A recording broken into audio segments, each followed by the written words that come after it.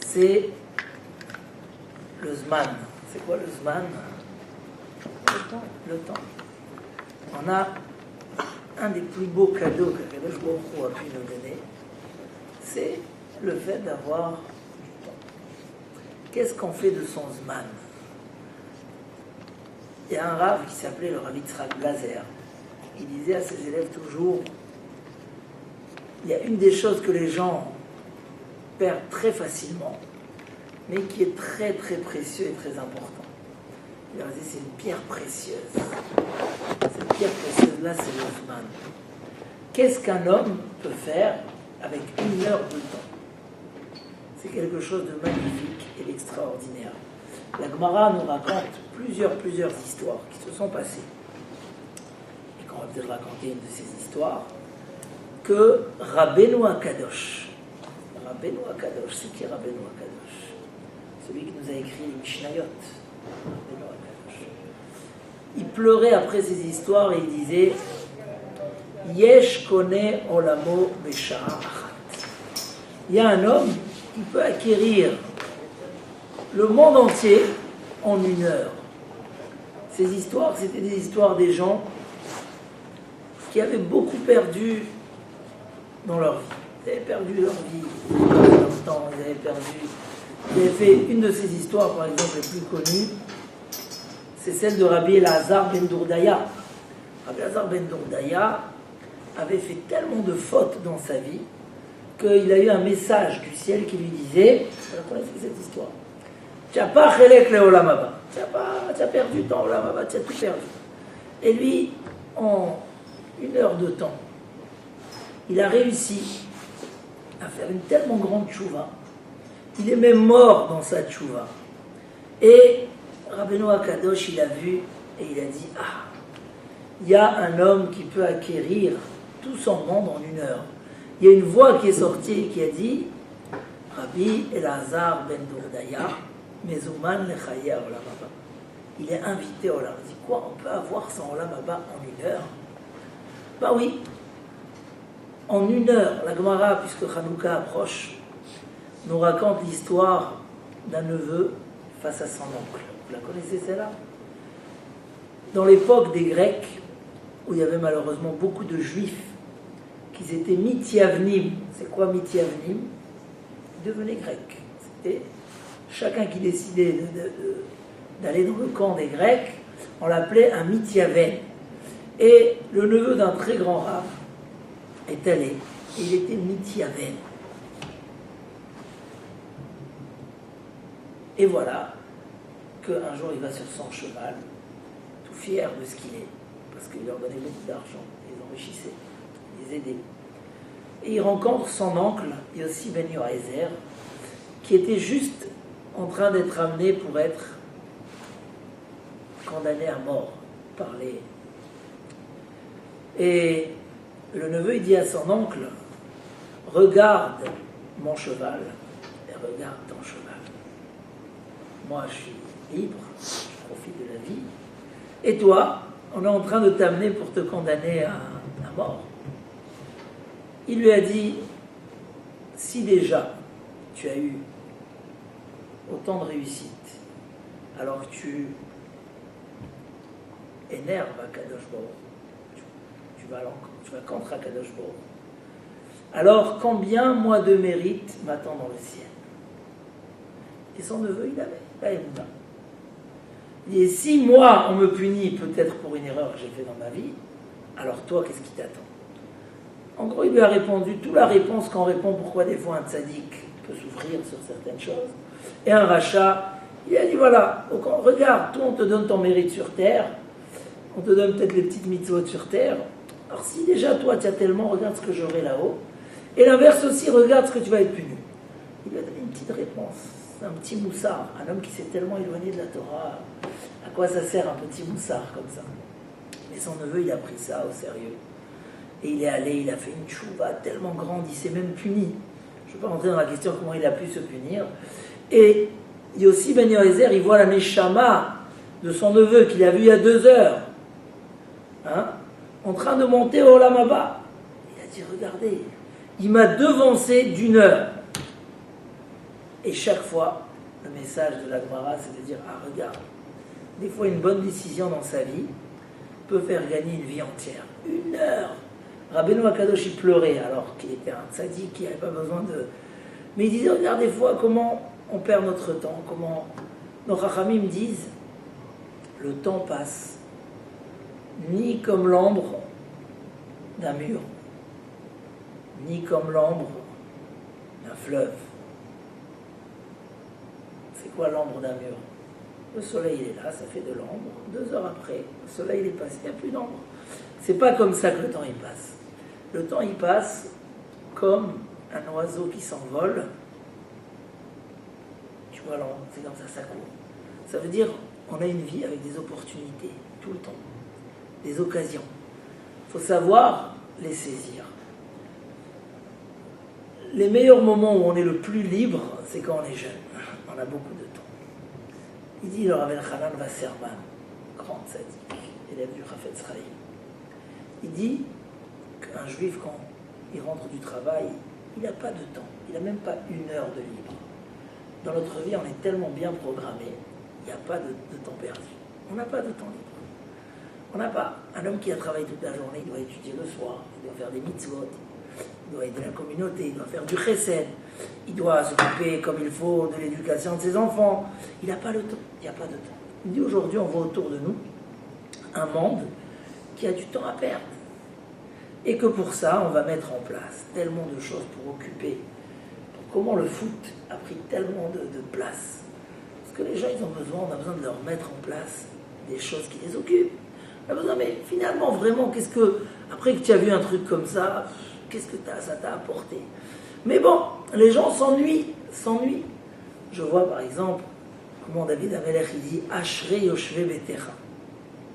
Qu'est-ce qu'on est heureux de s'asseoir dans la maison d'Hachem. Il dit, au même moment, vous savez quand il disait ça, David Amelech, Shabbat après-midi, comme ça se marquait dans le Midrash, il disait Ashrei. Il disait quand les gens ils sont en vacances, ils ont la fête, ils ont fini leur repas, et c'est la catastrophe. Ils n'ont rien à faire. Ils sont à moitié sous. Ils arrivent à des disputes, à des erreurs, à des fautes. Il dit, nous, qu'est-ce qu'on fait? Shabbat matin, Shabbat après-midi, on est là en train. On a une tellement belle richesse. Nous sommes Am HaSefer, le peuple du livre. Combien de livres on a? On est le plus petit peuple. C'est marqué dans la Torah, on est toujours la minorité. Et je ne sais pas, j'ai pas fait l'étude, mais combien de livres on a? Nos bibliothèques sont, et ça finit pas. Tous les jours, c'est les livres qui sont dans la Torah. On a une richesse magnifique et extraordinaire, mais c'est un diamant que les gens ne le connaissent pas, ils le laissent tomber dehors, ils le laissent jeter. Et on peut faire vraiment de notre temps des choses extraordinaires. Ce que vous faites dans vos temps libres maintenant, d'étudier, finir des livres. On peut commencer très jeune à finir des livres. Aujourd'hui, on a c'est vraiment extraordinaire de voir des étudiants qui ont des études importantes. Des fois, ils sont pris en médecine ou en droit et qui, au Hachem, deviennent presque des rabbinim. Vous avez vu? Grâce à ce que vous faites maintenant. Grâce à cette envie de dire, mais il faut aussi que j'étudie un peu la Torah. Il faut que je connaisse. Mais si on pousse un petit peu cette envie un peu plus, en disant, je vais lire des livres, je vais finir, on a une richesse. Il suffit juste de demander conseil, savoir par quoi commencer. Mais mamash, je vois des gens, bon, Hachem en a même juste là au Beth Midrash, au 24, à Saint-Mandé, 2-3 qui ont fini, maintenant ils ont eu leur diplôme de juriste, hein, et qui, bon, Hachem sont des vrais Talmidei Chachamim. Voilà, maintenant ils vont faire le Sioum de Gemara Ta'anit, quand il faut un remplacement. Pourquoi? Parce que depuis qu'ils étaient jeunes, dans les différentes écoles juives, bon, Hachem, qu'on donne cette opportunité magnifique, ils étaient là, ils ouvraient des livres, et poussaient un peu plus à dire, passer de l'étude provisoire, comme ça, de connaissance générale, à une étude plus fixe.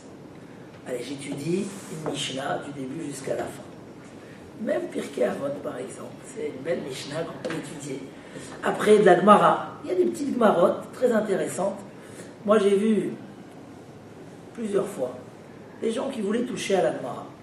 Mais ils touchaient à droite, ils touchaient à gauche. Le problème, c'est ça, c'est que souvent, on se dit, bon, j'ai un peu de temps, j'essaye de profiter, je ne me fixe pas sur quelque chose.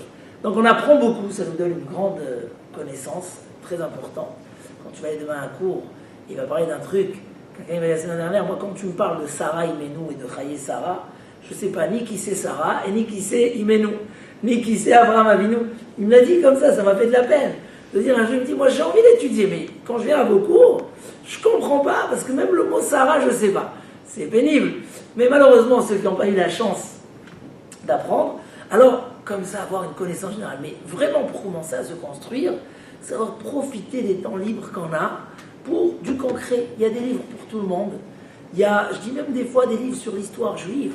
Ils sont tellement riches. Si on s'habitue à dire, voilà, moi j'aime bien lire avant d'aller dormir, je lis un truc du début jusqu'à la fin. J'aime bien aller, après l'école, étudier de la Gemara. Je me fais un projet, j'essaye. Alors je disais tout à l'heure que j'ai eu l'occasion de prendre des gens comme ça et d'étudier avec eux, je leur ai dit stop. On va arrêter de grignoter, on va passer au repas. On va prendre le plat principal. On va apprendre un chapitre entier. En dehors de tout ce que tu vas grignoter, tu vas manger un chapitre entier. Tu vas étudier un chapitre entier. Et franchement, je peux vous témoigner que certains de ces gens-là, dès qu'ils ont fini leur premier chapitre de Gemara, que ce soit le Perek et le Metziot, ou une petite Maseret comme Ta'anit ou Brachot, un Perek dans Brachot, après, il leur manquait plus jamais l'appétit d'aller étudier. Et vraiment, c'est des gens qui ont fini par étudier des demi-journées, à finir des Gemarot, à apprendre de la halacha, le plus profond. Pourquoi ? Parce que dès que tu as vu que la Torah, elle est aussi à toi, elle est à toi, toi aussi. Chacun peut, et elle est tellement intéressante, tellement constructive. La Torah, c'est pas apprendre quelque chose et ça s'arrête là. J'ai rarement vu des élèves après qu'ils ont eu leur bac, d'aller réouvrir les livres qu'ils ont appris à l'école. Rarement vu. Mais chez nous, dans la Torah, au contraire, c'est constructif. Il y a un lien, il y a une gdusha derrière les lettres de la Torah. Le Ramchal nous écrit que les 22 lettres hébraïques, ce sont 22 lumières. Quand tu étudies la Torah, il y a quelque chose de particulier. Tu vois, des fois, j'ai des gens à l'âge de 50 ans, diplômés, réussis dans la vie, des beaux potes. Mais quand tu les mets devant la Gemara, il y a quelque chose qui se passe. Ils deviennent tout petits pour être très très grands. C'est-à-dire vraiment, on dirait que ils se mettent à comprendre et à analyser. Mais c'est quoi ce désir-là de Torah ? La Torah, c'est pas une sagesse, des écrits tout simples. C'est vraiment la Torah d'Akadosh Baruch Hu. Il y a la Kedusha par derrière. Si on arrivait à voir, on aurait vu. C'est les projecteurs là qui arrivent à traverser tout Paris. Derrière chaque lettre, derrière le Aleph, derrière le Bet. C'est la lumière d'Akadosh Baruch Hu. On sent qu'il y a quelque chose qui se passe en nous. Et une Kedusha, on s'attache à Kadosh Baruch Hu lui-même. Et c'est pour ça que avoir cette rochma tant qu'on est jeune, de dire la Torah a une place importante dans ma vie. Grâce à quoi ? Grâce à ces temps perdus. Le temps, c'est pas quelque chose qu'on doit perdre. Rabbi Hanan Wasserman, il disait, un homme qui a compris le bonheur, le secret, la grandeur que la Torah nous donne, il dit, il n'a plus le temps. Il dit, aller au cinéma, il n'a plus le temps. Comment il arrive du travail ? Et c'est quelque chose qu'on a pu voir chez des gens qui ont fait tchouva, par exemple, et ils ont commencé à aménager. Yainara, notre journée est remplie. Depuis la Netilat Yadayim du matin, jusqu'au schéma du soir, les 3 tfilotes, son étude. Et le problème, quand on étudie, ça ne nous suffit pas, parce qu'on dit, bon, j'ai étudié de la Gemara, ça m'a donné il faut aussi un peu d'Alacha, un peu de Moussar, il faut aussi du Chesed. Justement, on parlait de ces périodes difficiles où le monde, il ne sait pas encore, c'est à combien de journées à Bruxelles, donc que tout est fermé. Les gens, ils ont encore peur de quelque chose qui dépasse. La Torah dit Arotse Linatzel Mechevlo Shel Mashiach. Celui qui veut être sauvé des douleurs de l'époque du Mashiach. Il y a Asok Betorah, Obig Melot Rasadi. Se fixer de l'étude de la Torah et du Chesed. Pachout, c'est nos deux. La Gemara raconte même, au tout début des prophètes, on a l'histoire de Eli à Cohen. Avant qu'il y avait le Beth Amikdash, avant de construire le premier temple, il y avait Mishkan, Shiloh, le Mishkan à Shiloh, dans la ville de Shiloh, il y avait un Mishkan, là-bas on amenait les sacrifices. Et il y avait un Cohen, un des premiers Kohanim en Eretz Israël, Eli à Cohen, très important. Et lui, ses deux enfants n'ont pas vraiment suivi les règles de la Torah. Et ils se permettaient beaucoup de choses au niveau des sacrifices. Vous n'avez pas fait ce chapitre-là dans les prophètes, au début des prophètes. Ils se permettaient beaucoup de choses. Et Akadosh Baruch Hu n'était pas content. Ils ont même fait des choses. Il y a eu une prophétie très très dure qui a été dit à Eli à Cohen, qui lui a été dit que tous ses enfants, tous ses descendants, puisqu'ils ont méprisé la Keuna, le travail du Cohen, qui est le plus proche d'Akadosh Baruch Hu, ils vont mourir jeunes. C'est une malédiction sur la descendance de Eli, à tel point que la Gemara disait, il connaissait certaines familles, que les gens mouraient à 18 ans, très jeunes. C'était la descendance de Eli à Cohen. Non. C'était une grande erreur, il y a eu. Et la Gemara nous raconte, elle nous dit, mais tout ça, c'est s'ils ne font pas Torah et Chesed. Mais s'ils font Torah et Chesed, malgré la malédiction aussi dure, si on a maudit un Kohen, c'est que vraiment la faute, il y avait un Chilul Hashem, c'était une méprise du nom d'Hashem. Les gens, ils venaient au Beth Amikdash pour amener des sacrifices, et nous, on profitait de leur... Et on les faisait attendre, et on les faisait... C'était vraiment tellement lourd. Pour maudire toute une descendance d'un Kohen, c'était pas rien. Malgré tout, la Torah et le Chesed vont dépasser tout ça. Et Abaye et Rava là-bas, ils témoignent qu'eux, ils étaient de la descendance de Eli à Cohen, Abaye et Rava, deux Rav très connus dans la Gemara. Là, il a beaucoup étudié de Torah. Il ne s'est pas occupé de la communauté, du Chesed, il ne s'est pas donné... Il a vécu 40 ans. Donc il a prolongé de 20 ans. Et le deuxième, il a fait Torah et aussi Chesed. Il s'occupait des gens. Vous savez, souvent dans la communauté, voilà, Baruch Hashem, les jeunes qui organisent le cours, alors des fois ils sont un peu fatigués, ils n'appellent pas tout ça. Mais c'est un grand mérite d'organiser ces cours-là. C'est magnifique. Donc, toujours souvent dans notre communauté, on ne peut pas rester sans rien faire. Il y a tout le temps à faire dans les synagogues, dans les... on est amené à être organisé des choses. Prendre ça à sa charge, c'est un mérite extraordinaire. Le deuxième, il a fait Torah et Chesed. Il a vécu combien 60 ans. Malgré toutes les difficultés, la klala qu'il y avait. Pour dire combien la force du Torah et du Chesed, c'est quelque chose d'incroyable et de magnifique. Et ça, c'est le secret, il est de savoir profiter de son temps. Quand on a du temps libre, qu'est-ce que je fais de ce temps-là? Et c'est autre chose. Je vous ai dit, on peut mamache en même temps que ses études et que son bac, etc. On peut atteindre et avoir un niveau de Torah merveilleux, à tel point, jusqu'à des fois, mamache devenir Rav. C'est une belle ambition, devenir avoir, je ne sais pas si, on a plein de synagogues qui sont ouvertes par des médecins, je ne sais pas pourquoi, ici et même en Israël. Docteur un tel dans le 19e, docteur Kissous là-bas, dans le 20e. Comment? C'est des gens que tout simplement, pourtant ils ont fait médecine, ils étaient occupés, mais ils ont réussi en même temps à faire des smichot, à avoir des vrais diplômes rabbiniques. C'est incroyable. Et ces gens-là, eux-mêmes, pareil que Torah, mais même Chesed, ont ouvert savoir profiter du Zman. Le Zman, c'est un cadeau merveilleux. On peut en faire vraiment des choses extraordinaires. Et c'est important parce que il n'est pas toujours dans notre main. Combien que nos engagements grandissent, alors on n'est plus maître de notre temps. Et donc avoir ce secret-là, c'est ça l'avantage de tous ces shiurim qu'on fait en extra, des Baté Midrashot. Voilà, certains connaissent l'adresse du Beth Midrash, mais certains n'en sont pas dans le coin. Il y a un peu partout des Baté Midrashot. Des cours. Hier soir, on a donné un petit cours pour les dames. Et bon, on a essayé de parler un petit peu de la période inquiétante. Et je ne savais pas si vraiment, ce matin, il venait dire, ah, ma femme me dit, ça lui a tout changé, c'est la vision des choses. Elle était tellement stressée, elle voit. Et l'idée était simple. Nous, le clan d'Israël, on s'est inversé les difficultés à des réussites, en se concentrant sur soi. Aujourd'hui, notre travail n'est pas aller surveiller dans les rues s'il y a un terroriste ou s'il y a un... C'est pas notre travail, hein. Il y a déjà, vous les entendez par derrière. On les entend pas. Nous, notre travail, c'est de se reconcentrer sur soi et se dire, bon, si la sécurité n'est pas au plus haut niveau, quelle est notre vie? Viens, on développe et on se donne les plus belles chances de réussir. Parce qu'on voit que compter sur les autres, c'est difficile. Le monde, il a tous les quelques années, c'est...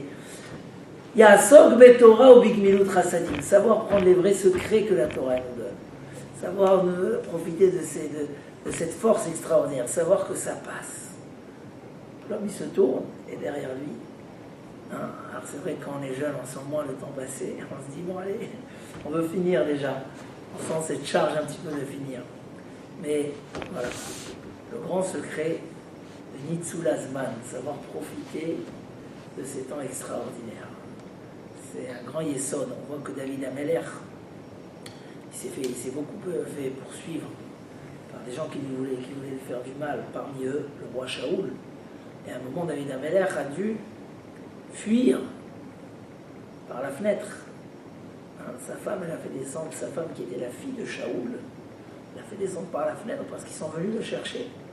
David a dû fuir. Où il a fui, c'est marqué dans le Midrash.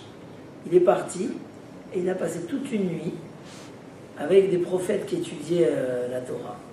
Et cette nuit-là, il a réussi à faire les chidushim dans la Torah.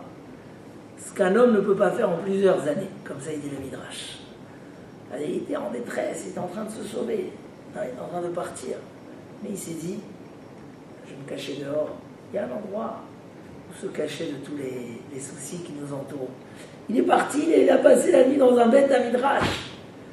Et cette nuit était tellement magnifique, parce que combien que c'est plus difficile, alors le résultat est plus grand. Et il a réussi à faire des chidushim extraordinaires. C'est bien d'avoir ça dans un petit coin de son esprit, et savoir temps libre égale évolution, progression, étude, acquisition de cette Torah magnifique, Bezrat Hashem. Donc, continuer comme ça et qu'il y ait beaucoup de Hatzlacha.